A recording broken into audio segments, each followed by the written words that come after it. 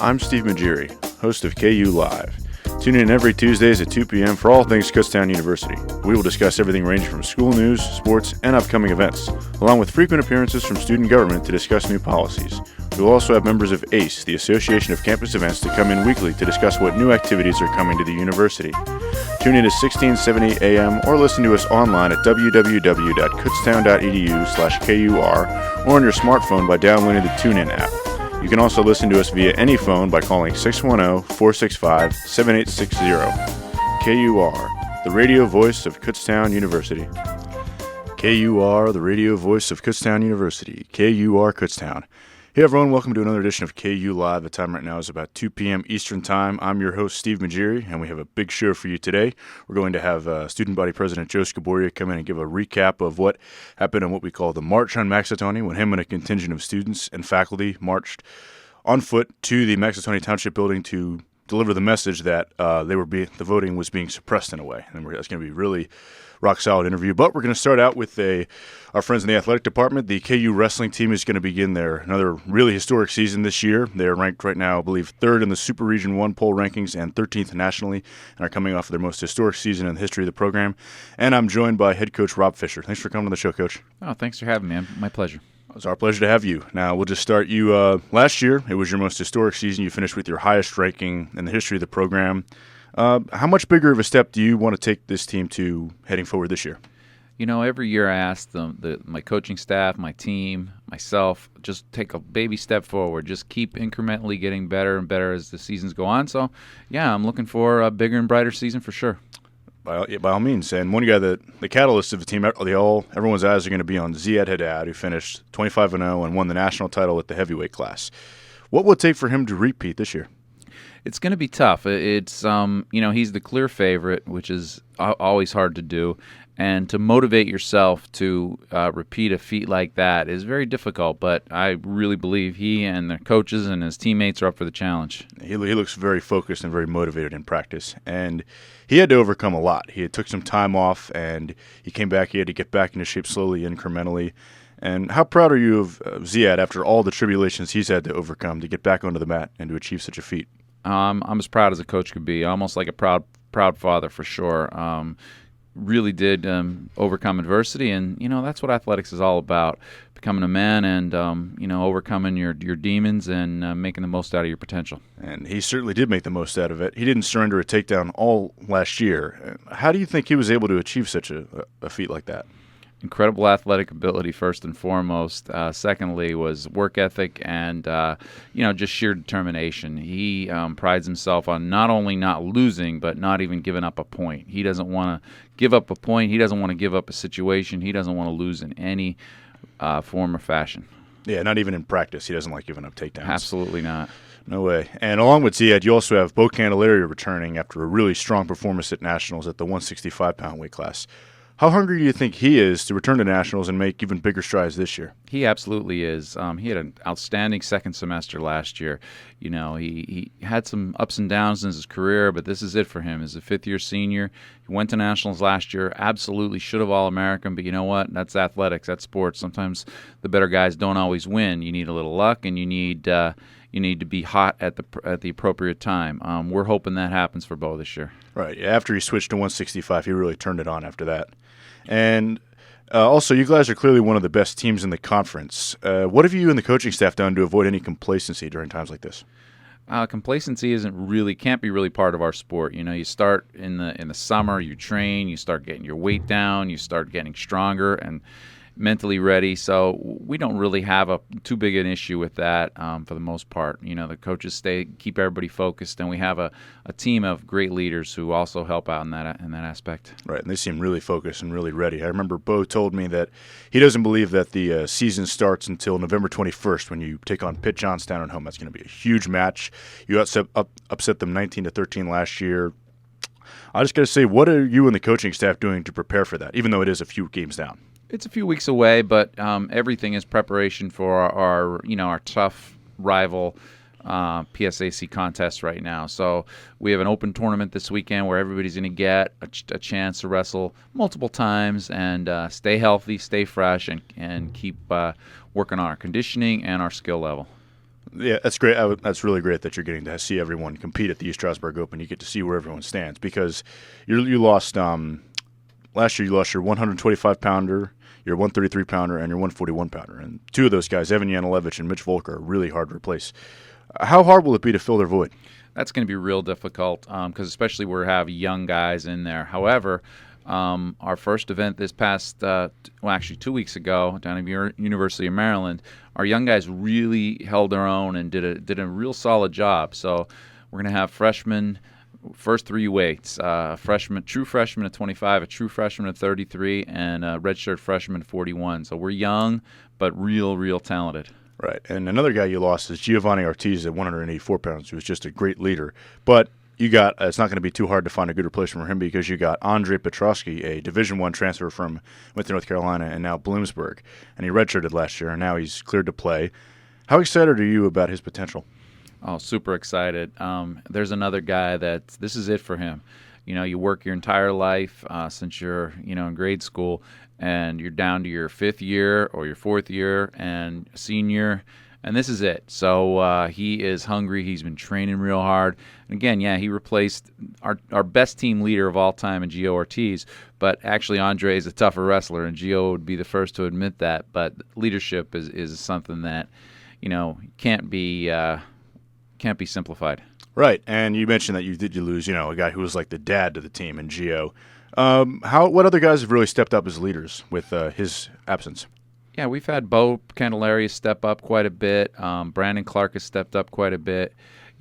Ziad's always there, but he's in a different stage of life, so it's not quite the same. He's a little bit older, he's a little bit wiser, he's he's married, a lot married, and has a home of his own, so he's in a different situation. But between Bo, Brandon, Andre for sure, the leadership has been remedied. That's good. That's good to hear because you always need a guy to talk to him and get him going during the match because it's just one guy and the other. Absolutely. For sure. And like you said, you participated in the Terrapin Duels the other weekend and secured 2 victories. And you also played against Division I opponents. How does something like that really prepare you against a Division I opponent towards the season? They have just a bigger motor. Division I guys aren't necessarily always better than we are, but they train a little bit differently. It's a year-round, total dedication to the sport. Whereas, in Division II, and especially here at KU, we try to be more balanced. That's what we pride ourselves on. So the level of intensity is different, and we matched that, almost equaled their intensity. So that's something I'm really proud of. You say balanced. Could you elaborate on what you mean you balance out? What do you balance out? Sure.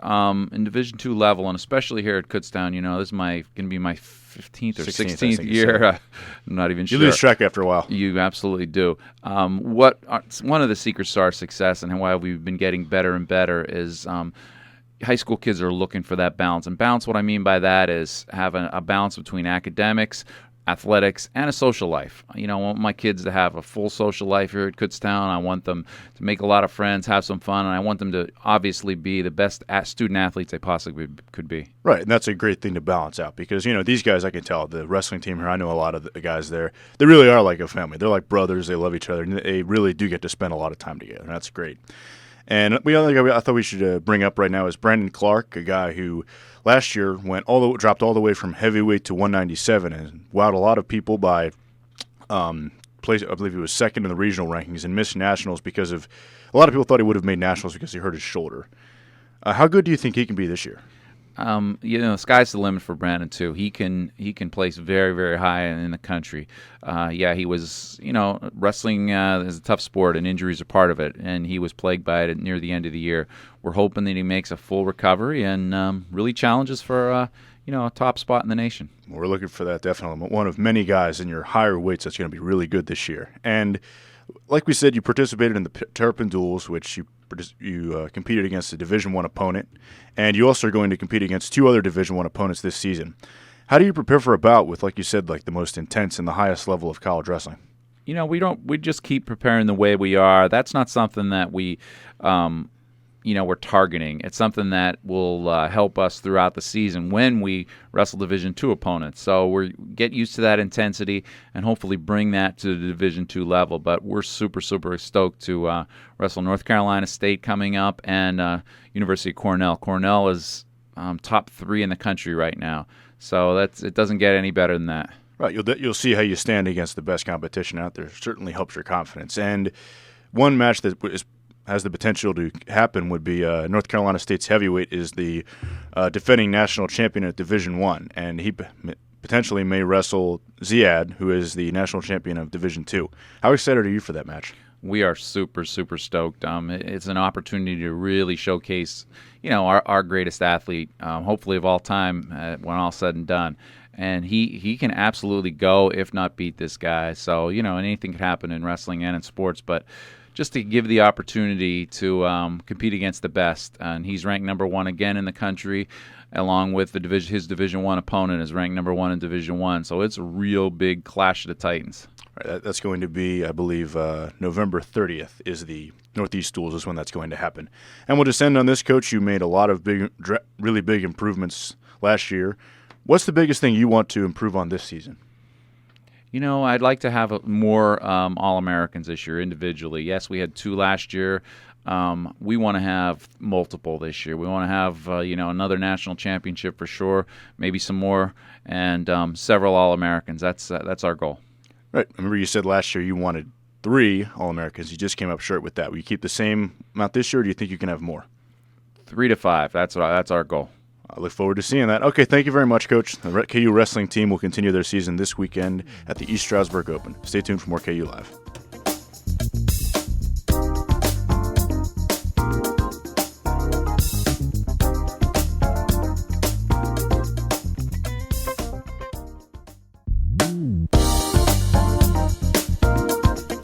KUR, the radio voice of Kutztown University. KUR Kutztown. Hey everyone, welcome back to KU Live. I'm your host, Steve Majiri. We just had head coach Rob Fisher of the KU wrestling team come on to give a preview of the upcoming 2014 season, and they have a lot of hype surrounding them. This is really, I just got to give them a little publicity here. They are one of the most competitive teams, if one of the better athletic teams in this entire school. They compete at the national level year in and year out. They have guys who are among the nation's best in multiple weight classes, and these are guys that they have a lot of guys actually come from the Lehigh Valley. I believe they've had almost half the team last year, at least, was from it, or a good close to that. And a lot of these guys also sometimes transfer from all around the area. You see guys from Division I schools. They have multiple Division I transfers, and that's one reason why that they're often very competitive is because they have guys who are from Division I schools. But Coach Fisher made a really good point that Division II wrestling is great because he balances things out. At Division I, it's so competitive, and so it's a really rugged lifestyle. It's all year round. You have to keep weight, and if you miss weight once, I believe the rule is you miss weight once, the coach pulls your scholarship, and that's it.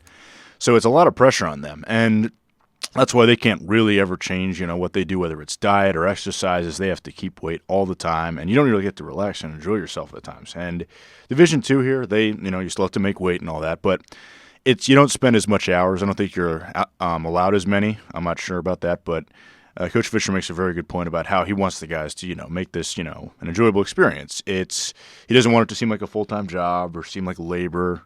And he balances it out very well, and it's obviously working. They have a lot of success, and they run a really good program down there and have a lot of history. And this semester they have only one home match against Pitt Johnstown, November 21st. That's something I recommend everyone should go see if you really want to see 2 really powerhouse programs going at it. That's something you got to see, and it just shows how good they are because this year they're playing 3 Division I opponents. They already played one, the University of Maryland, who competes in the very competitive Big Ten Conference. Then they're competing against the NC State, which has a defending national champion at the heavyweight class, going against our heavyweight, who is defending national championship in Division II. So that's the best heavyweight in Division I and Division II going at it.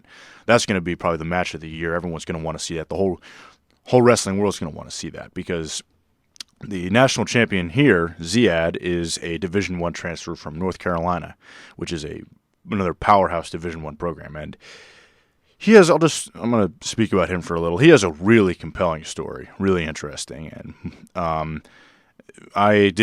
for an independent study, I did a whole video profile piece on it, which will really articulate what happened. But just to give a summary of it, Ziad, he's older. He's about 26 years old. He's married. He's probably the older guy on the team. And he came from a lot of different trials and tribulations he had to overcome to get here. He came from, he attended Bethlehem Catholic and graduated, I believe, in 2005 after going 39-0 and winning a state championship at the heavyweight class, and of course enrolled at North Carolina and did very well his first year. But then after a number of questionable decisions and off the mat, he got in a little trouble, and he ended up dropping out of school, was kicked off the team, and it went really downhill from there. It spiraled out of control. He was, quit school. He was working, at a construction job. He didn't really like it. He was drinking. He was smoking. He was ballooning in weight. The guy really was nearing about the bottom of the barrel. He was really, really going through some rough times. And then he wanted to get back on the mat. And he got some help with his family, but a lot of coaches really just didn't want to take a chance on this guy. I thought with this kind of background that he has, after what happened, they're thinking it's not worth investing in a scholarship. But then Coach Fisher, who I have a lot of respect for, decided to give this guy a chance. He understood that you're probably taking a chance with him because of how he's got some extra luggage that he may bring with him. But Z really he made it clear to the coach that he wanted to come back to the mat because wrestling was, it's to the average grappler, wrestling is just a way of life. But to Z, it's like it was his salvation in a way. The wrestling really helped change him as a person. And he's told me, and he'll say in the profile piece when I can eventually post it on the electronic media website, is that he talks about how it builds character. And the sport of wrestling really helped discipline Ziad. And now, after a few years ago when he was, working a dead-end job, or almost dead-end job in construction, and now he's a national champion, and he's going to graduate with a degree in education, is going to be a great teacher, and is all set. And that's just a great story how, people get second chances. And Coach Fisher was one of the few guys, if not the only guy, who gave this guy a second chance. And the guy, you can just tell, is completely focused on nothing but winning the national championship. In practice, this guy does not like getting taken down, scored on.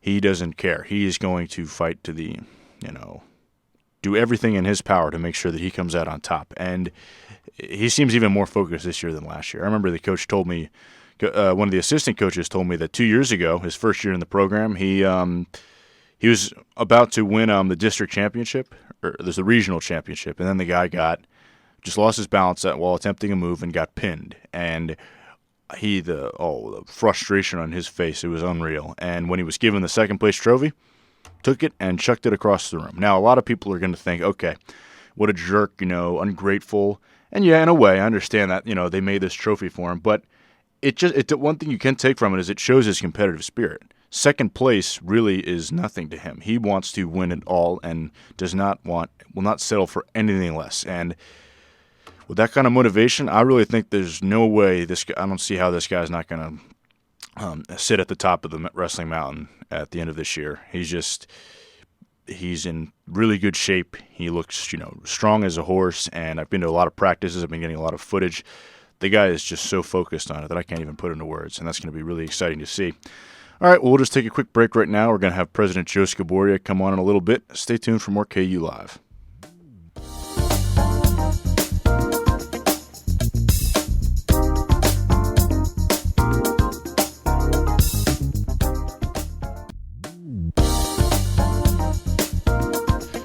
KUR, the radio voice of Kutztown University. KUR Kutztown.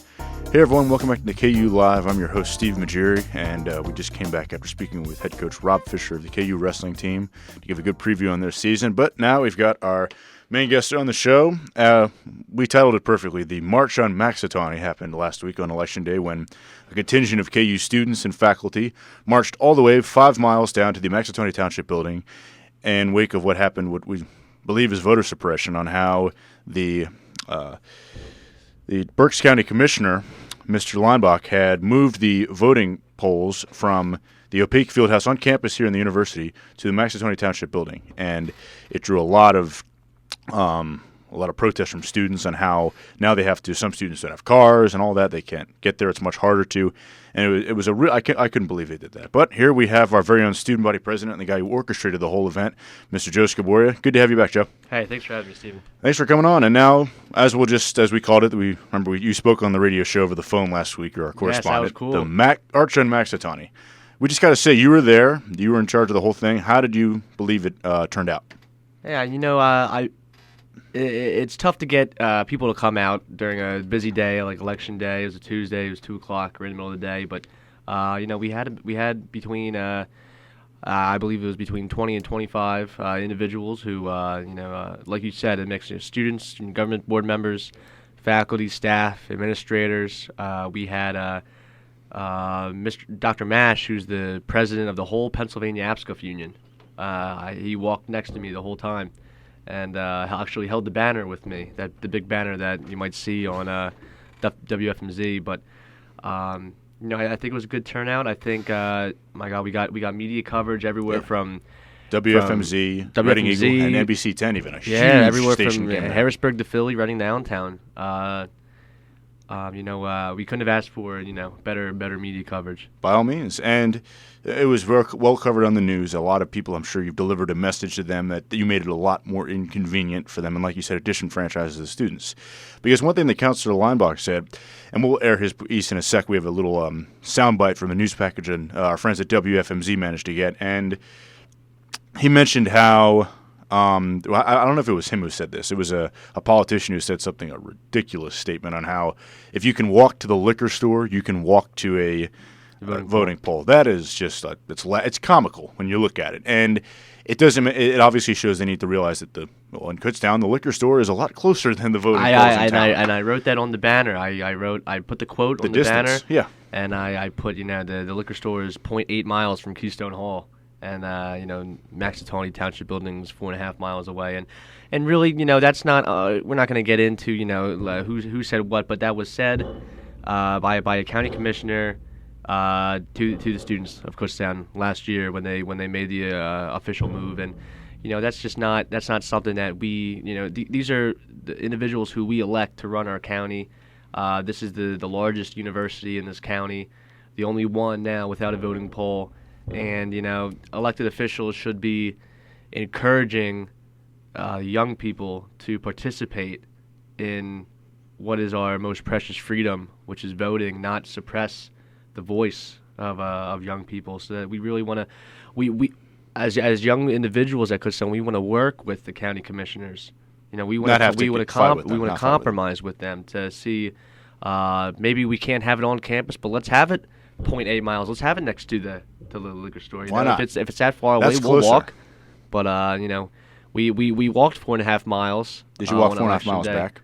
No, I did not do that. I took the bus back. But your message was delivered. Absolutely. One thing the walk showed me is what kind of shape I'm in. So I can always improve now. Hey, did some people drop off and not make it, or did some say everyone finished? Everyone finished. That's great. Well, it really shows on how you're fighting for us and that you're trying to help us out. Because one thing that they also mentioned is how that these politicians have said about how, it's a small area, but there are a lot of students. And I'm thinking, we're the biggest college here. Why wouldn't you want more voting here? The only argument I could see from them is that it's a small town, but still, I'm sure there are a lot of small towns around here that should add up to, a pretty large enough and sufficient amount enough of people to have a voting poll. It just doesn't make sense why he would do that.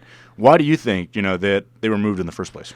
My opinion of why they moved it, you can get past all of the little excuses of the long lines and the small parking lot. But what I really think happened is they looked at the numbers and they saw that, every May, no matter what year, there's no students living on campus, so there'd be a low student turnout. And then you look at the years where it's off years, such as 2013. There was hardly any students who voted, and even the off year before that in 2011, there wasn't a lot of students who turned out in November. And I think they looked at it, but then we have to look at it from a student standpoint. And how this election has such huge implications. Well, in 2000, one of the comments that Commissioner Leinbach made is that I think he was quoted as saying, in every election there are more residents that vote than students, and that's just not true. Because if you go back to 2012, when President Obama won, that was a huge student turnout in every college campus around the country. That I've never seen. I helped work the lines, passing out water bottles and food at Keystone my freshman year here, And the line of students was crazy. They're enthusiastic. They're excited. And that's, as a freshman, you just turned 18, you go to college, that's something that you want to look forward to, that November election. And that's something that's something that they unfortunately they took away here.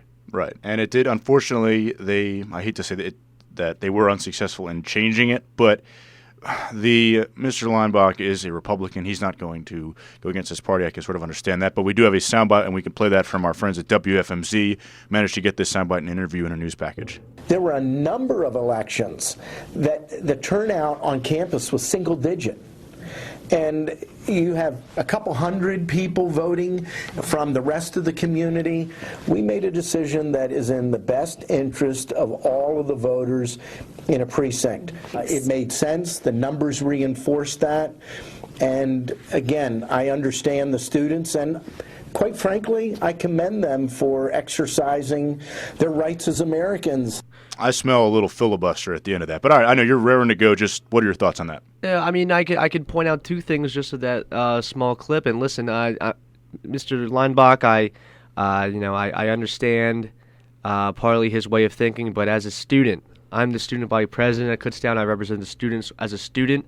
He says that he understands the students. I really question that right now because he was interviewed before we even made the march, and he was saying that I stand by my decision and I don't plan on changing it. He says that he made the decision for the best interest of every voter in this precinct, and I'm going to have to disagree with that statement as well because when you move the poll from one side of the precinct to the other, you're really disenfranchising everyone who lives on this part. And, on this part happens to be 4,500 students, which is the largest population of on-campus students in the whole county. And I don't know what it's going to take. I don't know if we, I wish to work with Commissioner Leinbach, just like I'm working with Commissioner Barnhart. But it's going to take, it's going to take a continued effort from the commissioners and the students to work together. One thing that we proposed early in the summer is why not just creating a precinct that's for the students. Let them keep the precinct down on the highway for the Maxitawny Township residents, and let's just make a fourth precinct right here to benefit the students, because then you won't have this problem. But then you're asking Republicans to spend money. Well, listen, to run a voting poll is $1,000, and I think that's a lot less than what Kutztown University contributes to Berks County every year. We are. If you just take a step back and you look at the revenue and the economic impact that our school has on the county, and the thing is, the Kutztown and Berks County, think of all the sporting events and the tourist attractions and everything that our county spends money on to draw Pennsylvanians. And those from people around from around Pennsylvania just to come to Berks County, and you're telling me that we don't have $1,000 to spend on a voting poll? That's just where I'm just. The endowment, I believe, is around $15 million for this school, and on tuition, it's just around 10,000 students, around 4,400 a semester, 8,000 a year. That's around $80 million a year. And you make a good point. If it's only $1,000, they can't take $1,000 out to make sure that more people vote. For him to say we want more people to vote and then take a polling location in a hotspot, because you say that there are 4,500 students who live off campus, which is true, on campus, but they're also, I'm assuming students that live off campus in Kutztown are going to vote on campus as well. Right. Well, how it's split up, students who live off campus in the borough, they have there are two voting polls just right there in the borough. The borough is less than a quarter the size of the township. You have everyone who lives, like I said before, you have the 4,500 who live on campus, south side of campus. You have the students who live near Airport Diner, and you also have students who live at the Edge apartments. Those are all voters who can vote at the township building. Yeah, and that's extremely far away. That's all township. That's not considered Kutztown. It's considered Maxitown. That's all township. Yeah. In fact, I think where I lived last year, it was considered that. I lived on right at the edge of Greenwood Street by the highway. I think that's considered Maxitawny as well. So it shows that there are places to vote, but students just don't really, or not students. politicians aren't willing to allocate the resources to make it easier. They just make it harder. And I mean, I'm not going to here. I'm not here to just bash Commissioner Leinbach. I understand he has to, protect his house and all that. But if you want more people to vote, then you're going to have to, create more outlets for that. And for him to take it away, he really doesn't honestly see if he has an argument. Because another thing you take from that piece is that he said the numbers don't lie. All right, there are times they got single digits, but good point. Yes, so the numbers I'm sure don't lie. But let's take it out of. Look at the context of that. That's another election. This election had such a huge implication on us students, which there are thousands of them. We have 16 state schools in here, and we have other schools that are funded by the state as well. And to take away, and it infuriates me as a student to think that someone that I'm, a part of this great state system of higher education, and then someone who I'm, my tuition money is going to help. I'm sure they get some of this, and then they're not even going to help me vote to put them back in office. It just infuriates me. But I just got to ask you, do you have any other plans to keep fighting on this, or right now are you just going to wait? Yeah, I mean, listen, what it comes down to is the vote. It was a 2-1 vote from the commissioners to move it. So we can't just sit around and complain but we have to ask why. We have to continue to try to to be civil, to work with the commissioners, and really, right. They're gonna listen to their constituents if they think that enough people are really concerned about what's happening. So I think we just have to keep building a case, keep letting him know that if a new precinct is created, that's positive. That's a positive move. Right. If not, we would like that pullback. But it was. I mean, ever since the vote happened, August of 2013, we were fighting an uphill battle. Once a lot of times when the county makes a decision, they stick with it. So we're just gonna hope that we can compromise, and we're gonna hope that we can work with the commissioners on this. Right. You you can't really burn any bridges on here. Yeah. Okay, that's great. So just ask you, what has anyone else contacted you about this? I know you had a conference call earlier. Did that have anything to do with this, or? No, actually, myself and the other 13 PASHE student body presidents, we have a monthly conference call, which we started this year, and I think is very beneficial because all the 14 state universities, we all have the same issues. We all have the same. We're sister schools. We all have around the same student population, the same tuition, the same roughly the same costs. So we've been really trying to work closer together on solving some issues. And then this was one of them. This happened to Shippensburg a couple years back. Really? Where their county moved it off their campus, and there wasn't. They were saying we were in the same boat. They didn't march to the poll like we did. We're getting a lot of even though there are some comments made here and there that aren't very nice. The general feel of what we did has been positive. Yeah, that's great. That's just terrific to hear. And so I'm assuming that the others, how many of the other student body presidents really took your side of the road on this?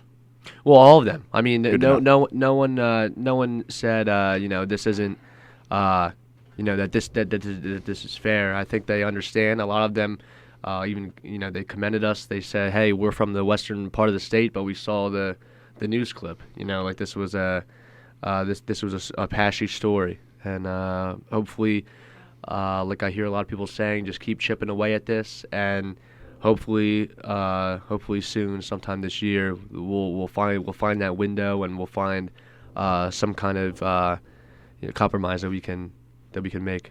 That's great to hear. All right, well, we want to thank you very much for coming on, Joe. We'll be sure to have you on again. Steven. That was our student body president, Joe Scoboria, to give a little recap of the March on Maxitawny.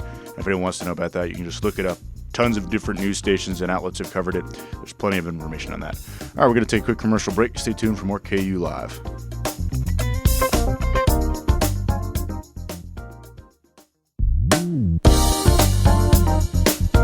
KUR, the radio voice of Kutztown University. KUR Kutztown.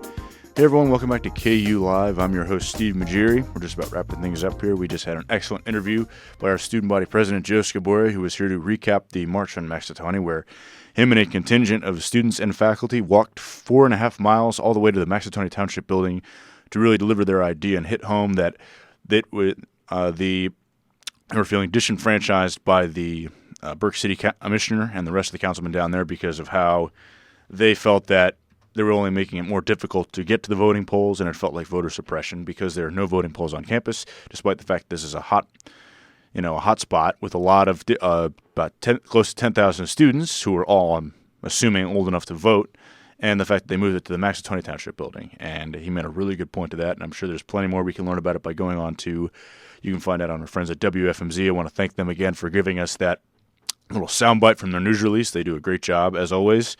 And I want to really thank Joe Scoboria a lot for that, because that's one thing about him is he really fights for us. We're the student body. He's the one who's helped. He wasn't here when it actually went through and came to fruition, but he helped get a concert on campus. He had a great mentor, President Nick and Bessie, who's done a great job in helping him, and Nick's already on his way to work towards a career in politics. I'm sure he's going to do great. Another thing about Joe is he's an education major. He's not a public administration major. He's not a business major. He's an education major, but it just shows how he really has an interest in fighting for us, and he doesn't always have to have a political background to learn about that, to really know how to really work and communicate with others and build a better school environment for us as a whole. And we always love having him on because he's just really, you can tell he really has learned from someone from the best, and Nick and Bessie. Absolutely, and that's interesting. I didn't even know he was a education major. I thought he was public affairs I saw on. That's interesting. I saw it on. I read the press release of the Reading Eagle, but hey, we could always check that. If not, no. I think you're absolutely right. Now that you say that, it sounds very familiar, and that just proves that he's not even looking to do this for his entire life, but he's got the skills that he could if he wanted to. He's excellent. A teacher / politician. Who knows? There you go. He could be teaching political science at some point. That's right. Yep. Right, and that's something that really I'm glad the faculty was involved with it too, because then they could think, oh, they're just a bunch of kids and all that. But this is actually, you've got faculty who are against this. I can name numerous. Yeah, and the guy from AppScuff. I mean, that's great. That's about pretty much as big as you can get. So that was major that he was part of it, and I think that shows their support for what the students are doing. So that's wonderful. Yeah, and I'm sure that if it wasn't at really peak busy hours for classes, he'd have a much larger. He'd have a small army walking down there. And I said before, I know I kind of harp on this, but there's no better political tool than exaggeration, because you sometimes see these people, there's going to always be biased in a political setting because you need to protect your house. It's just how it is these days, sure. And you need to really hit home on a message and show how serious it is. That you're saying. Using a hypothetical approach. You're saying, all right, so let's pretend all of us don't have cars. We're now having to walk 4.5 miles, which was, I'm assuming, like about an hour or so. Yeah. Down to more than an hour, actually. More than an hour, including walking on 222. That's the only way to do it. Or the straight shot, the quickest way to get there is a straight line, walking on the side of a highway. Right. With traffic barely grazing you. And that's an hour and a half just one way. If he obviously took the bus back. If he had to walk back, that would have been like almost a 3 or 4 hour prospect just to go vote. If you have a really dedicated person who really wants to vote and protect that right, then that's that making them walk a dangerous journey like that. Yep. It just is so unconstitutional, because he said there are 7 of our constitutional rights that surround voting, and for him to do that, 6, I believe. Six, 7. You're only as good as your history class. And one other thing I just wanted to bring up, we got to go soon, but I just found this kind of interesting. It didn't even dawn on me, when Commissioner Lineback was saying, well, there's many elections where only single-digit students turned out. Well, okay, first of all, that is, probably off-year primaries. But second of all, I'm glad Joe mentioned this, and I think we should stress it. I didn't even realize when the May primary happens, there's no students on campus. Class is done. Yeah. So you're only going to, even in a big year, you probably only get a handful of students because everybody's gone. So, I mean, talk about taking numbers and just distorting them to your own benefit. That's why that signals like political bias. Exactly. And he has to protect his house, but that shows that he really doesn't have much of a stance on that to take. It sounds, this may be a little bombastic, but it sounds to me they want to protect the Republicans and Governor Corbett. And with this being a predominantly Republican area, maybe they wanted some way of It was probably bugging them seeing that little bit of blue in northeastern Berks County. that little bit of blue. They're like, oh, we need to get some Yeah. red in there. And Yeah. this stuff like this has been done before. It's where a political figure will pull a few strings to change transportation routes. Governor Christie did it. It didn't surround exactly voting, but Yep. they're predicated towards the same thing, which is changing transportation routes. And Yep. it's not illegal. It's a white collar crime in my thoughts, and a lot of my professors have thought about this. They're against it, and it's something that I hope he can keep pushing and poking to see if they can change this, because it shows he's not fighting for just us. Because the next election, I don't even know if Joe will be here. What, he's a junior? Yeah, I don't know. The next big one will be 2 years from now, presidential election. Yeah, he'll probably be gone by then. Yeah, so he's not fighting for himself. He's fighting for us, the future. Yeah. Yep. He's not just fighting for now. He's fighting for now and the future, and that's Sure. something that's great that And President that's what any Scoboria good does. politician would do. Yeah. Any good politician would do that. Yep. All right, well, that's all the time we have. Thank you guys for listening for very much to another great rock-solid edition of KU Live. Our friend Nick Lawrence from WEEU in Reading will be here next week. We look forward to having you listen then. Have a good one.